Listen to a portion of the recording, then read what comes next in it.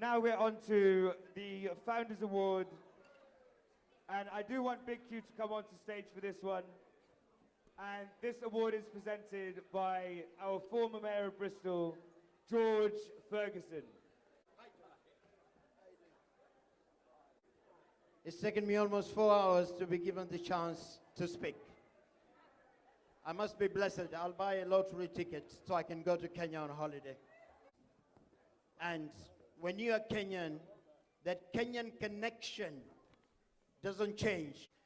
And the final nominee for tonight is a young girl that Junior found on BBC channel, been interviewed. Connections were done. We got to Kenya, where this young lady was. Her name is Angel. We managed to get sponsors in Kenya who flew her here. And thank you to Hilton Doubletree, who have accommodated her for a week. And the winner for the first Founders Award, dedicated to my brother Abdul Sattar, ladies and gentlemen, is Angel. Where are you, Angel? Angel, I love you. Hey, look at her. Come on, very confident.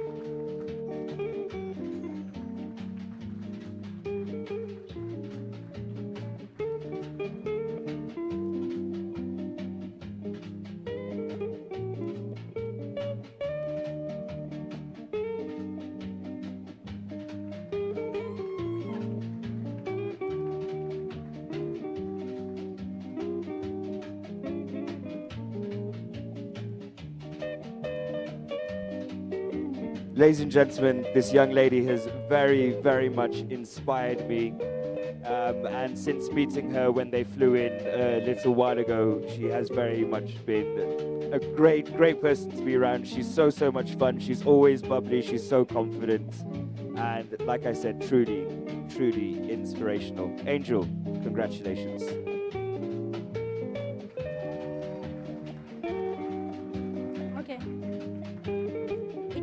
With so much joy and gratitude to stand in front of these beautiful faces today. I actually can't believe myself I'm actually in London. It brings back all the memories of what my mother has always told me, that my story belongs also in the international stages, in the remote areas of Asia and beyond. She once told me that I will be the one who will make her travel from Africa, my motherland, to the other corners of the world. I now believe her and believe in the words of her mother, who refused to give up on me. May the Lord be praised for this. As you see me standing here today, my imperfections cannot be hidden. My head is big. Oh yes, I love it. We always joke in the house and say that I have triple as many brains because of the size. I was born this way. I was born with a life-threatening condition known as congenital hydrocephalus. I have undergone 3 serious operations since I was 3 weeks old, including inserting a plastic tube between my head and my stomach, which my body rejected. It is known as a shunt. But the miracle is that I'm here now, and the big story is on the how I arrived safely to stand in front of you 15 years later. When I came into the realization of whom I am, I was afraid of myself. To even look at myself on the mirror was not easy. To find some fellow humans looking, staring, and also laughing at me has not always been easy. But you know what? I have learned to accept myself just as I am, because if I don't, who will?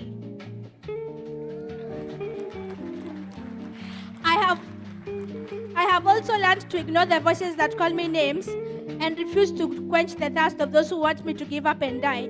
This is the story of my life, ladies and gentlemen. These stories resonated everywhere whenever you see a child or a young person living with disability. It is not easy. That's why I've taken it upon myself to be a champion and an advocate on their behalf, to change the narrative, to become people who are accepted. My goal is to inspire and to make sure that these groups of people are empowered. These are the people with special needs and persons with disabilities. They're only able differently, special in their own way. Creative talent is one of the most significant outlets that children and persons with disabilities are able to reach out to everyone else, express themselves, and make their mark in the world. I have been blessed with gifts, many gifts.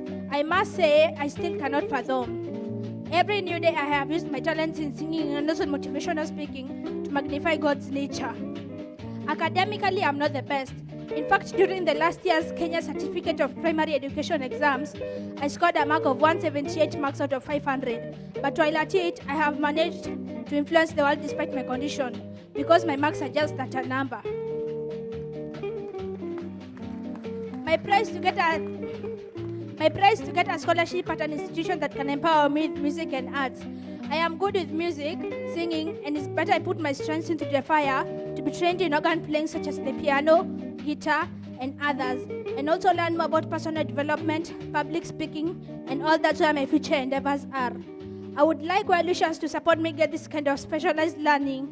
My mother has identified some back home, but she needs to be assisted. I'm calling on all the well-wishers to come into my aid. Finally, accept yourself just as you are, because if you don't, who will? I leave you with this song that I personally wrote to remind the world of my daily struggles, but at the same time to sing about my triumphs. Life is a paradox, isn't it?